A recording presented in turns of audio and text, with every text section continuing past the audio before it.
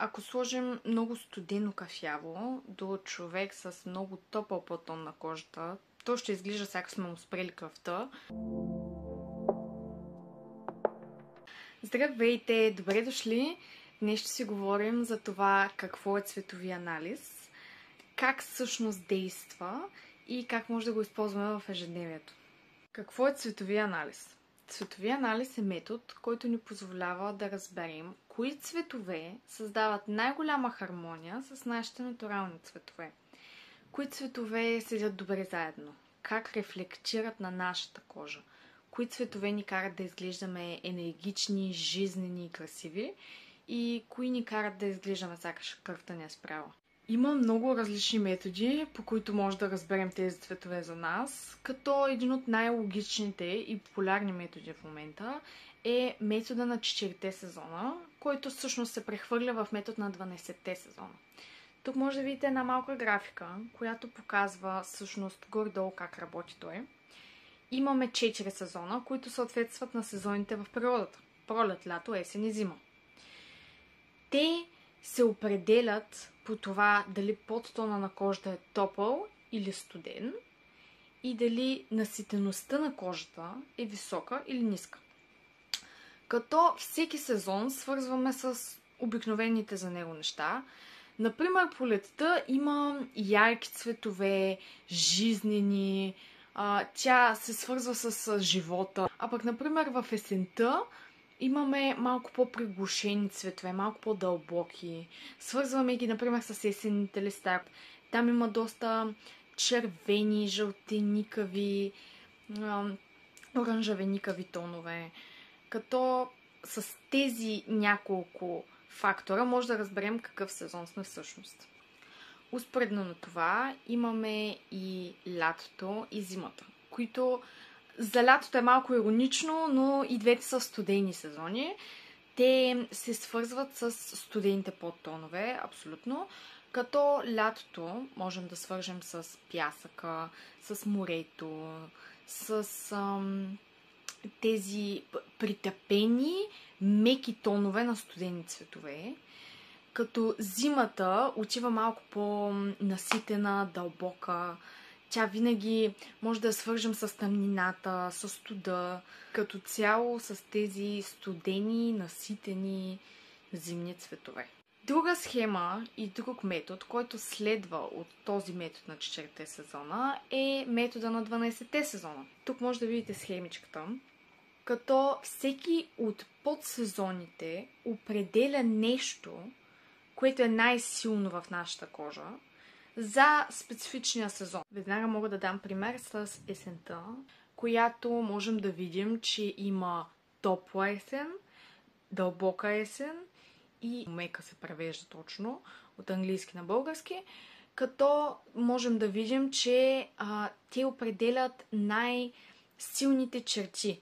Ако най-голяма хармония се създава с меките цветове, които са не толкова наситени, леко притъпени, имат така малко сивкави тонове в тях. Ако те правят най-голяма хармония с нашата кожа, т.е. ние сме в тази подгрупа. Ако нашата най-добра черта е дълбочината, т.е. сме в групата на дълбоката есен, и ако най-важната ни черта е топлотата в кожата, т.е. ние сме топла есен. Нека си припомним. Какво е цветови анализ? Той е метод, който ни показва най-добрите ни цветове. Той се изразява в 4 или 12 сезона, като характеристиките на сезоните се съчетават най-добре с нашите характеристики. Как всъщност действа самият цветови анализ? Цветови анализ се изразява в това как цветовете седят с нашата кожа. Как те въздействат на нея, как тя въздейства на тях, как се сътрудничат и как цветовете рефлектират своята светлина върху нашето лице. Като има различни материали, които могат да ни помогнат да разберем това. Те могат да се изразяват в платна, те могат да се изразяват в рамки, които се слагат на лицето. Те могат да се изразяват в много различни материали, които показват как цвета седи с нашата кожа.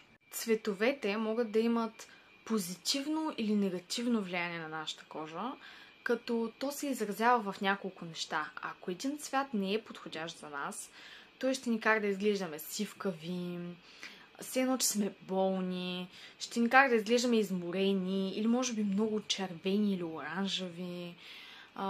Понякога даже може да изкарва някакви лоши черти на лицето ни, като турбички, белези и всякакви такива неща. А цветовете, които седят добре на нас, обикновено ни карат да изглеждаме жизнени, с равен тон на кожата. Абсолютно така взимат вниманието от недостатъците в лицето ни. Даже в много случаи подчертават някои много важни характеристики на лицето. И като цяло ни карат да изглеждаме много живи, щастливи, светли и ни подчертават лицето по възможно най-добрия начин. Например, ако сложим много студено кафяво до човек с много топъл подтон на кожата, то ще изглежда сякаш сме му спрели кръвта, което ни води до следващата точка, която е как цветовете ни помагат в ежедневието. Цветовете са доста важна част от външния ни вид, а външния ни вид е доста важна част от живота ни. Това да знаем нашата палитра от цветове може да ни помогне по много начини. Първо, ако имаме такъв гардероб, повече никога няма да се притесняваме защо не изглеждаме добре в нещо. Не знам дали ви се е случвало, когато си купите някаква дреха и когато се приберете и фактически я облечете и пробвате да я носите, просто не може да я носите. Тя просто по някаква причина не изглежда добре. Това може би е цвета. Много е възможно. Като той ни помага да се обличаме по-бързо и по-умно, да спестим пари в израз на купуване на неща, които не ни седят добре. Помага ни да изразим себе си, да изглеждаме по-добре всеки ден и фактически да не даваме изключително много енергия и ресурси за това нещо. Което според мен просто е толкова ценно, че няма на къде. С цветовете можем, пак да кажем, да си повлияем позитивно или негативно, като от това следва, че можем или да изберем да изглеждаме енергични, жизнени, хармонични, или да изглеждаме умрели, не толкова в хармония, ни такива сивкави, да изглеждаме не както трябва. Също с цветовете можем да повлияем на това как хората ни виждат. Както може би някои вече знаят, цветовете на психологическо ниво влияят доста различно. Например, ако сте управител или ако водите някаква корпоративна работа и искате да породите някакво доверие в хората, може да носите синьо. Разбира се, тона на синьото, който отива на вас. Хем да изглеждате хармонични и енергични, хем да сте красиви, хем да пораждате доверие в хората, с които работите.